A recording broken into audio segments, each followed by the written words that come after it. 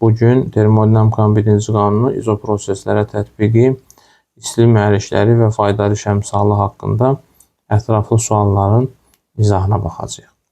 Yəni, nümunə sualların izahına baxacağıq daha doğrusu.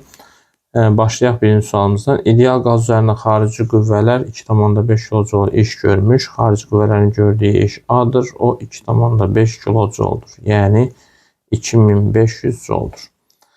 Qazın daxili enerjisi isə 4000 Joule artmışdır. Daxili enerjimizin düsturu delta U bərabərdir 4000 Joule-dur. Və deyir, qaza verilən istilik miqdarını hesablayın. Bizdən ötürü Q bərabərdir suala.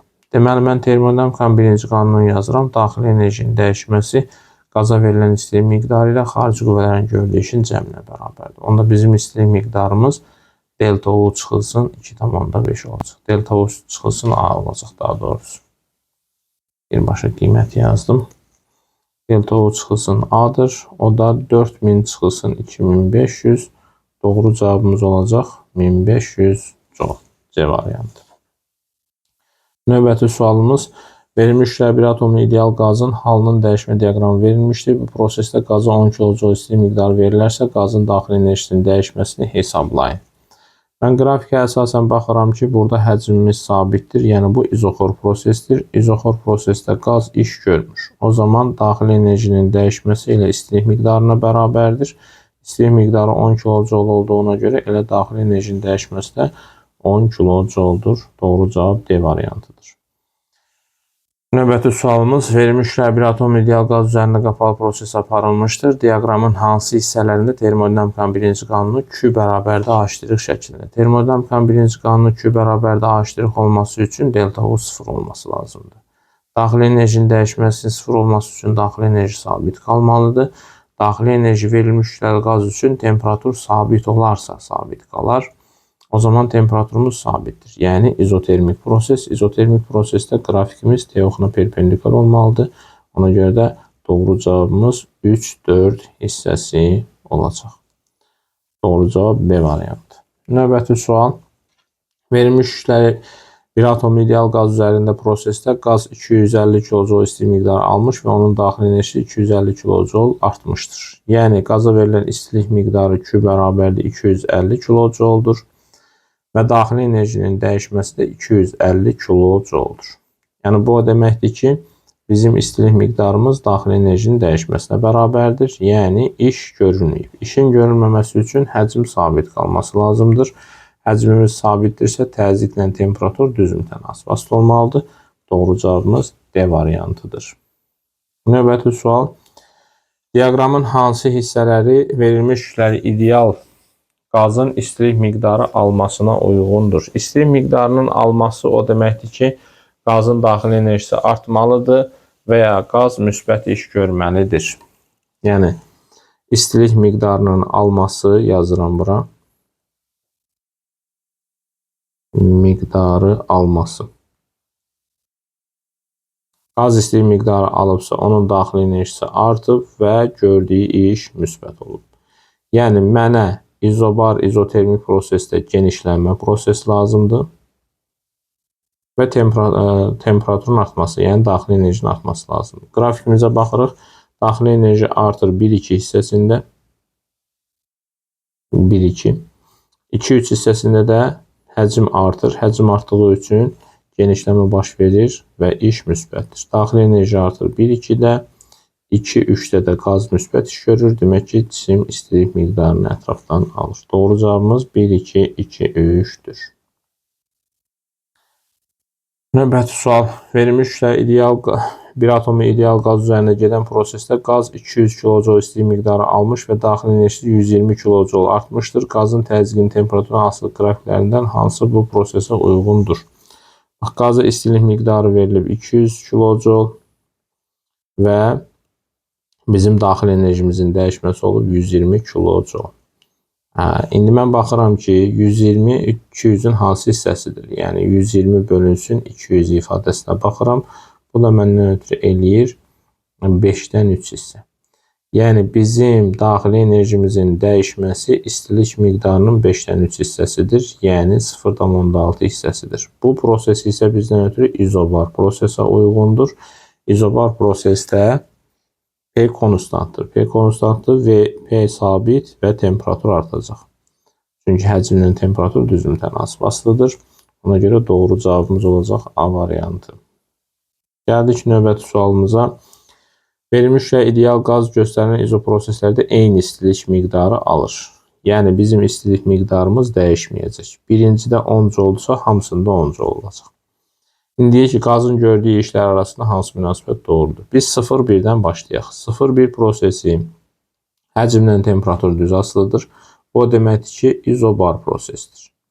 İzobar prosesdə qazın gördüyü iş istilik miqdarının 10/4 hissəsidir. Yəni 40%-dir. Sonra gəlirəm 0,2 prosesinə. 0,2 prosesi izoxor prosesdir. İzoxor prosesdə qazın gördüyü iş 0-a bərabərdir. Sonra gəldik 0,3 prosesinə. 0,3 prosesi isə izotermik prosesdir. İzotermik prosesdə delta U 0-dır. Ona görə də bizim A iştiriximiz elə nəyə bərabərdir? Q-nün özünə. Ən böyük A03 oldu, sonra A01 oldu. Ən kiçikləri isə A02 oldu. A03 böyükdür A01, o da A02 də bərabərdir 0. B variantıdır doğru cavabımız.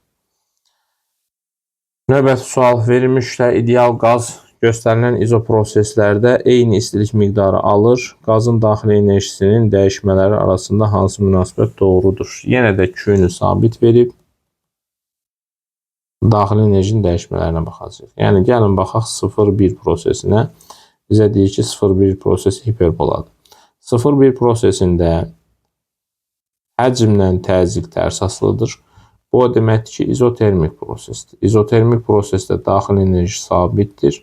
Ona görə də daxili enerjimizin dəyişməsinin 0,1 prosesində qiyməti 0-a bərabərdir. Gəlin 0,2-yə. 0,2 prosesi izobar prosesdir. İzobar prosesdə daxili enerjinin dəyişməsi Q-nün 60%-dir. 0,6 Q-dür. 0,3 prosesində isə izoxor prosesdir. İzoxor prosesdə A iştirik 0-dır. Ona görə delta U03 bərabər olacaq ilə Q-nün özünə. Ən böyükləri 3-dür, sonra 2-dir, ən kiçikləri isə 0-dır. 3 böyükdür 2, 1 də bərabərdir 0. C variantıdır. Növbəti sual. Deyir ki, PT diaqramında təsvir edilmiş 1, 2 və 2, 3 proseslərində bir atom ideal qaz eyni istilik miqdarı alır. 1, 2 prosesi. Gəlin 1, 2 prosesindən başlayaq. 1, 2 prosesində 12 kilojoule iş görüb. 1, 2 prosesinə baxıram qrafikdən. Görürəm ki, 1, 2 prosesi izotermik prosesdir. Deməli, burada daxili enerji sabitdir. Daxili enerji sabitdirsə, dəyişməsi 0-dır. Ona görə də bizim A iştiriximiz elə Q-yə bərabərdir. Yəni A iştirik 10 kilojoule olsa Q-müz də 10 kilojouledur və bizə deyir ki, eyni istilik miqdarı verilir. Yəni 1-2-də 10 kilojoule olsa istilik miqdarı 2-3-də də 10 kilojoule olacaq. İndi 2-3-ə baxırıq. 2-3 baxırıq ki, izobar prosesdir. İzobar prosesdə bizdən daxili enerjinin dəyişməsini istəyir. Daxili enerjinin dəyişməsi Q-nün 60%-dir. Q-nü neçə tapmışdıq? 10 tapmışdıq. 0,6 vurulsun 10, o da eləyəcək 6 kilojoule. Doğru cavabımız B variantıdır. Növbəti sual. 1, 2 və 2, 3 proseslərinin hər ikisində verilmiş ideal qaz eyni istilik miqdarı alır. Yəni 1, 2-də Q nədirsə 2, 3-də də eynidir. Yenə də 1, 2 prosesinə baxırıq. 1, 2 prosesinə baxırıq ki, həcm sabitdir. Həcm sabitdirsə iş yoxdur. O zaman verilən istilik miqdarı delta U-ya bərabərdir. Nə qədər istilik daxili enerjisi nə qədər dəyişib? 10. Demək ki, istilik miqdarımız 10 kilojouledur. Deyək ki, 2 prosesində daxili enerji neçə kilojoule dəyişir? 2-3 prosesinə baxırıq. 2-3 prosesi V ilə T düz asılıdır. Demək ki, bu izobar prosesdir. İzobar prosesdə daxili enerjinin dəyişməsi Q-nün 60%-dir. O da bərabərdir 0,6 vurulsun 10, yenə də eləyəcək 6 kilojoule. Növbəti sualımız. Verilmiş bir atomlu ideal qaz 100 joule istilik miqdarı almışdır. Yəni bizim Q-müz 100 joule olmuşdur. Sistemin xarici qüvvələr üzərində gördüyü iş A iştirik və daxili enerjinin dəyişməsi, qiymətləri və qrafiklər arasında uyğunluğu müəyyən edin. İndi bizə birincidə yazır ki, A iştirik bərabərdir 100. A iştirikin 100 olması üçün delta U nə olması lazımdır? 0 olmalıdır ki, Q'müz A iştirikə bərabər olsun. Bir dəqiqə. Q'müz A iştirikə bərabər olsun. Deməli 1 olur. Daxil enerjinin dəyişməsi 0-dırsa, bu temperatur sabitdir, yəni izotermik prosesdir. Temperaturun sabit olduğu B variantında var. Görürük, temperatur sabitdir. A variantında var. Görürük ki,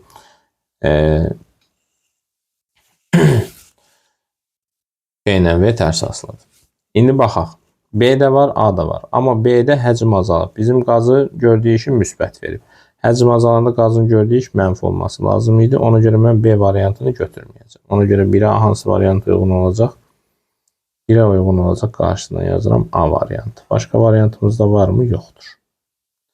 Sonra gəlirəm ikinci hala. İkinci halda yazıb A iştirik bərabərdir 40 çox. Yəni bizim A iştirikimiz Q'nun 10^4 hissəsidir. Yəni 40%'dir. Bu isə izobar prosesdir. İzobar prosesdə P konstantdır. V-nin də T düz asılıdır.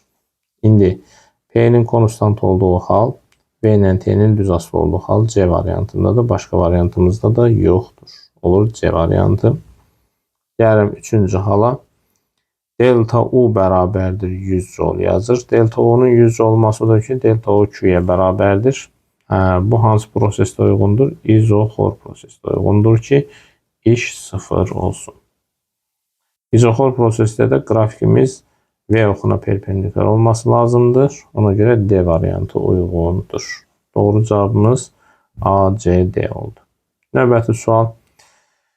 İdeal istilik maşında qızdırıcının temperaturu 800 Kelvin, soyuducunun temperaturu isə 127 dərəcə Selsidir. Bunun üzərinə 273'ü gəlib onu Kelvinə çevirəcək. Yəni bizdən ötürü T1'i verib 800 Kelvin, T2'ni də biz tapacağıq. 273 gəlsək eləyəcək 400 Kelvin. İndi bizə deyir ki, maşının faydalı işləmsalını tap. Karnot tənliyinə əsasən T1 çıx T2 böl T1 vurulsun 100%'dir. O da bərabərdir. 800 çıxılsın 400 bölünsün 800 vurulsun 100. O da 400 bölünsün 800 vurulsun 100'dür.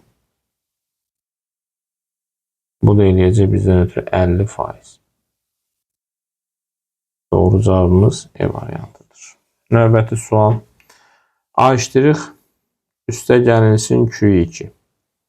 Bu bizdən ötürü Q1'ə bərabərdir. Bunu hardan bilirəm? A iştirikin yerinə Q1 çıxılsın Q2 yazıram. Ona düsturumuz olur Q1 çıxılsın Q2 üstə gəlsin Q2. Q2'lər gedir qalır Q1. Q1 isə qızdırıcıdan alınan istilik miqdarıdır. Doğru cavabımız B variantıdır. Növbəti sual. Faydalı iş əmsalı ET olan istilik mühərrikin faydalı gücü P olarsa T zaman ərzində qızdırıcıdan alınan istilik miqdarı hansı ifadə ilə təyin olunur? Faydalı iş əmsalının düsturunu yazıram mən. A iştirik bölünsün Q1. Bu bizdən ötürü faydalı iş əmsalının düsturudur. Faydalı gücü tapmaq istəyirəmsə mən. Faydalı işi zamana bölməliyəm ki, faydalı gücü tapa bilim. Bu olur məndən ötürü faydalı güc. Onda bizim faydalı gücümüz, daha doğrusu A iştirikin yerinə nə yazacağıq? P faydalı vurulsun T yazacağıq. Onda düsturumuz olar bu şəkildə. P faydalı vurulsun T bölünsün Q1. Mənə lazımdır qızdırıcıdan alınan istilik miqdarı. Onda Q1'imiz bərabər olacaq. P faydalı vurulsun T bölünsün E. Doğru cavabımız olacaq C variantı. Hansı qurğuda yanacağın daxil enerjisi mexanik enerjiyə çevrilir? Transformatoru getdi, yanacaq daxil yanma mühərrikində. Növbəti sualımız. İstilik mühərriklərinin gördüyü işin A iştirik qızdırıcıdan alınan istilik miqdarından Q1 asıllıq qrafikləri verilmişdir. Mühərriklərin faydalı iş əmsalının ETA1 bölünsün ETA2 nisbətini tapın. Qrafikdən gördüyümüzə görə mən bunu bu şəkildə yazacağım. A iştirik bölünsün Q1. Baxıram ki, hər iki qrafik üçün Q1 eynidir. Ona görə də eta 1 bölünsün eta 2 bərabərdir A'1 bölünsün A'2 ifadəsini alarıq. O da bərabərdir. A'1 8'dir, 2 isə 12'dir. Yazacağım 8 bölünsün 12.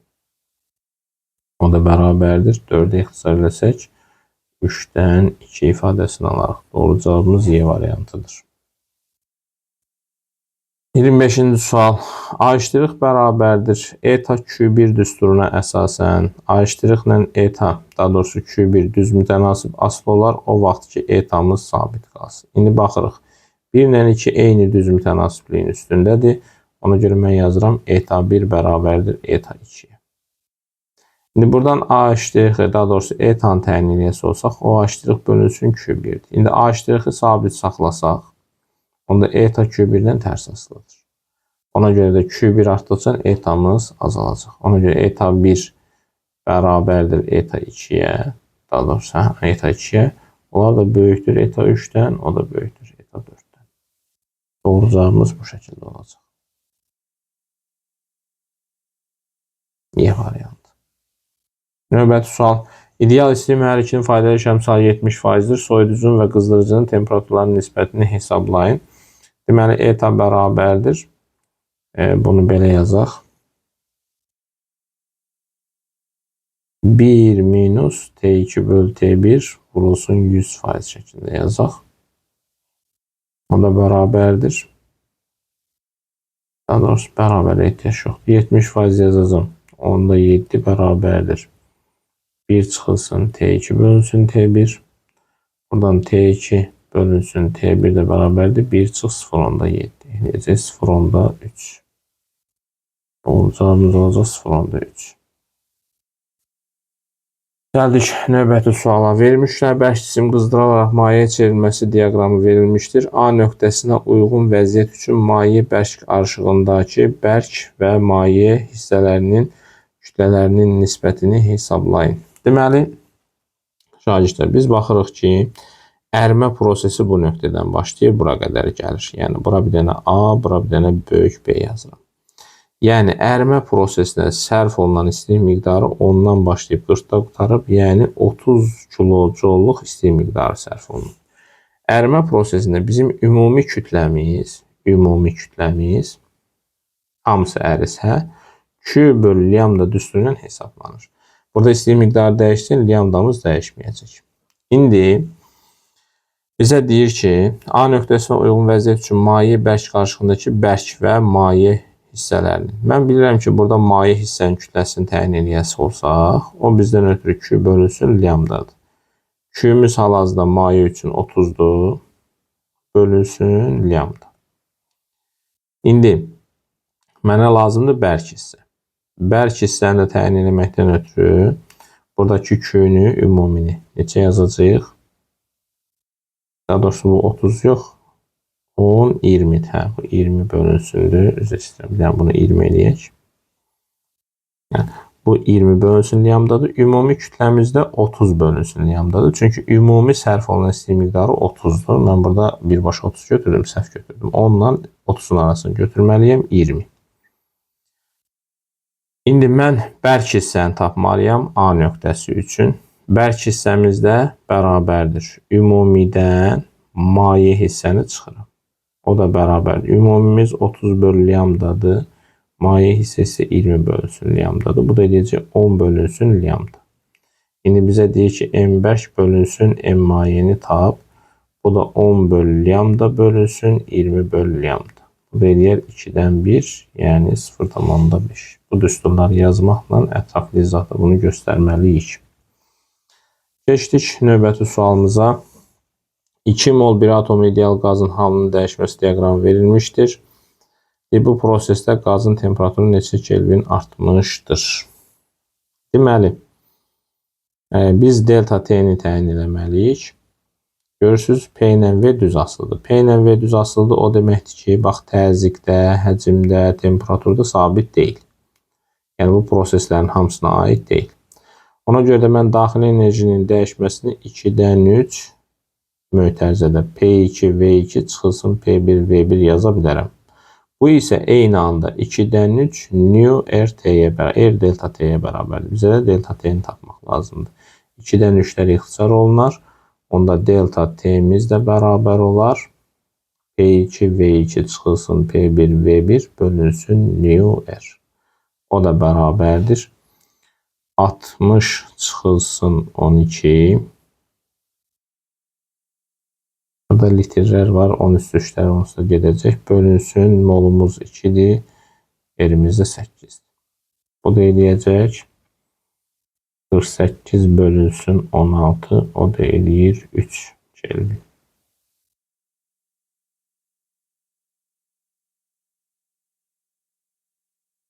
Doğru cavabımız 3 Kelvin oldu. Əgər hesablamada səhv eləmədiksə. Növbəti sualımız. İdeal istilik maşının qızdırıcının temperaturu 527 dərəcə Celsius, soyuducunun temperaturu isə 27 dərəcə Celsius'dir. Maşın 45 kJ istilik iş görmək üçün qızdırıcıdan nə qədər istilik miqdarı almalıdır. Burada tənliklərimizi bərabərləşdirəcəyik. 1 minus, daha doğrusu iş görmüşdür deyir. Ona görə də etanın bu düsturu ilə eta bərabərdir. A' bölünsün Q1 düsturu ilə eta bərabərdir. 1 minus T2 bölünsün T1 nisbətini yerinə yazacağıq. Və yaxud da belə də yaza bilərik. T1 çıx T2 böl T1 şəklində də yaza bilərik.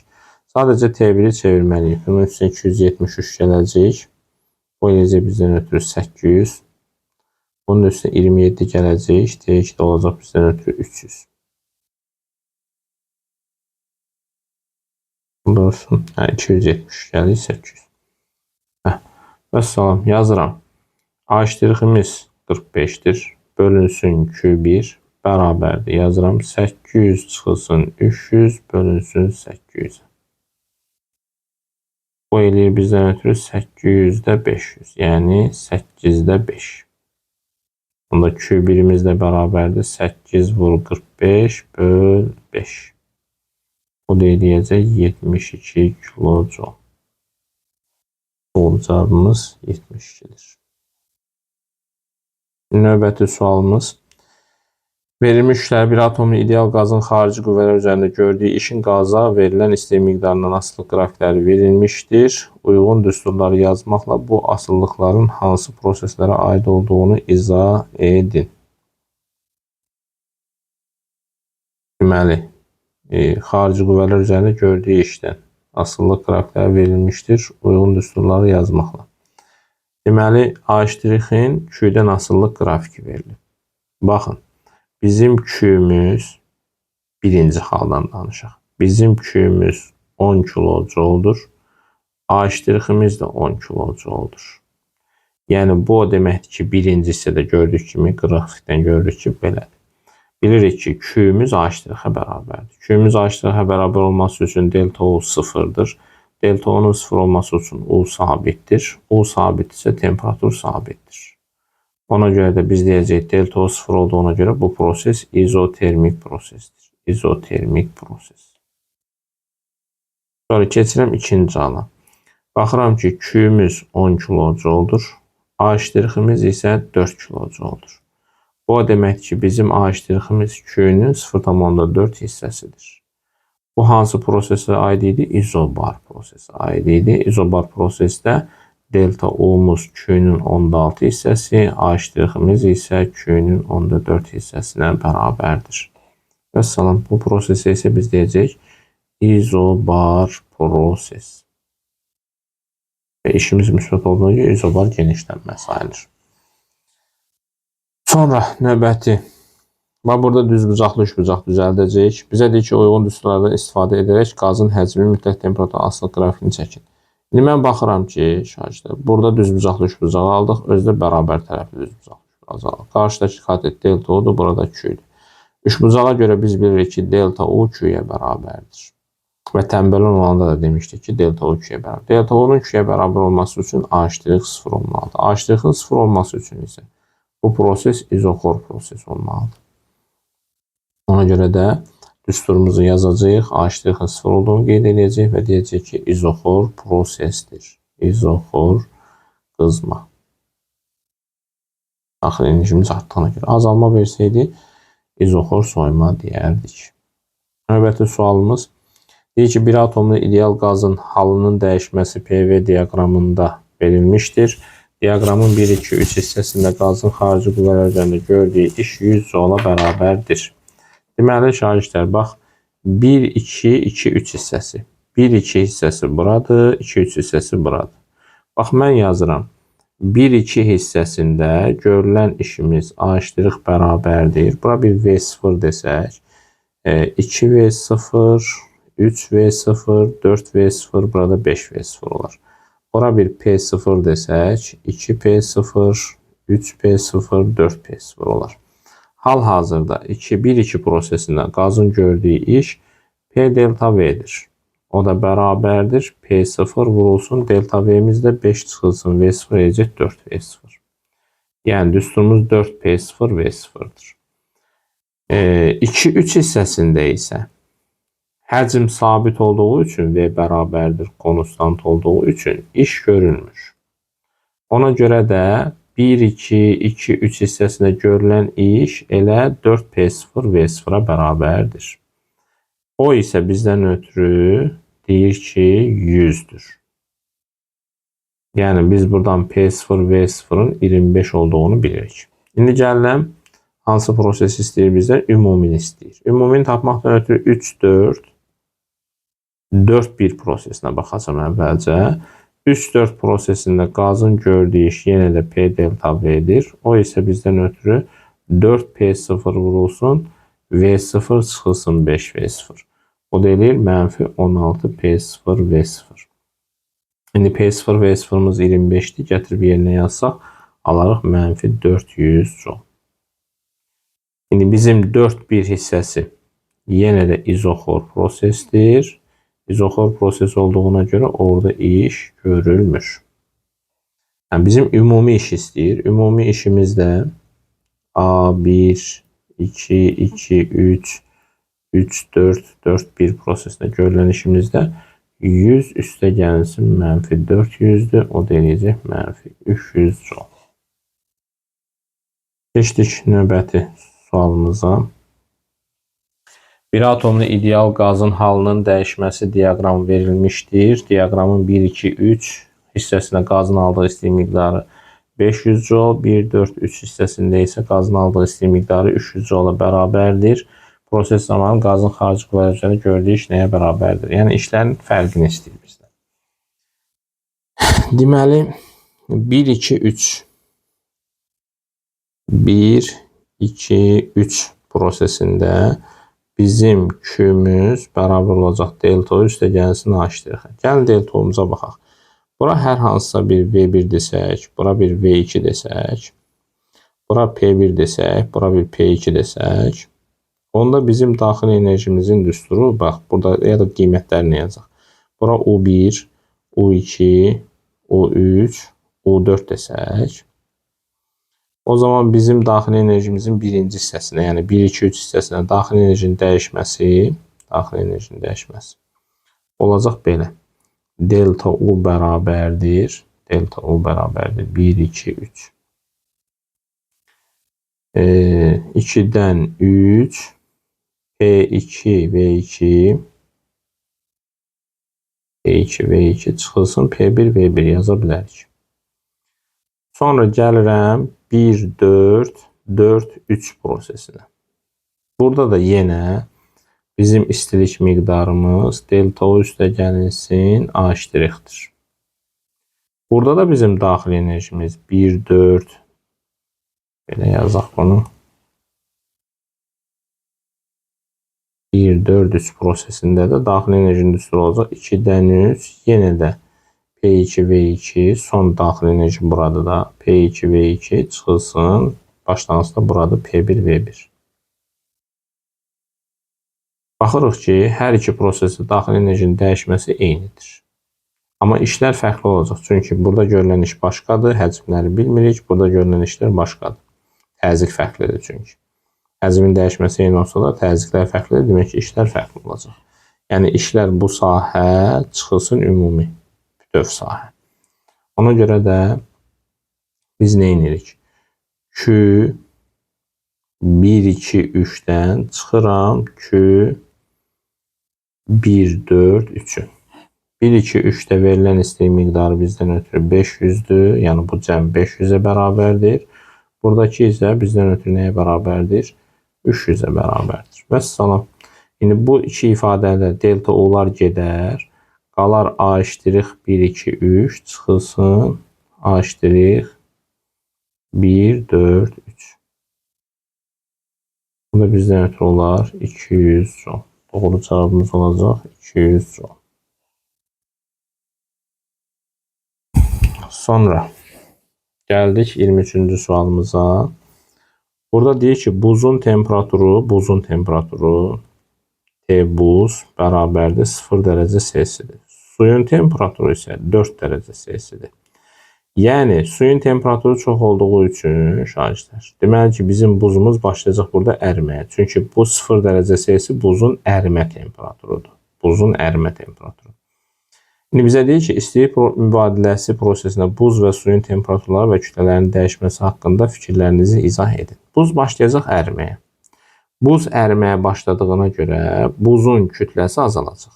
Buz suya çevrildiyinə görə suyun kütləsi başlayacaq artmağa. Çünki buzdan çevrilən, mayeyə çevrilən su molekulları suyun miqdarını artıracaq.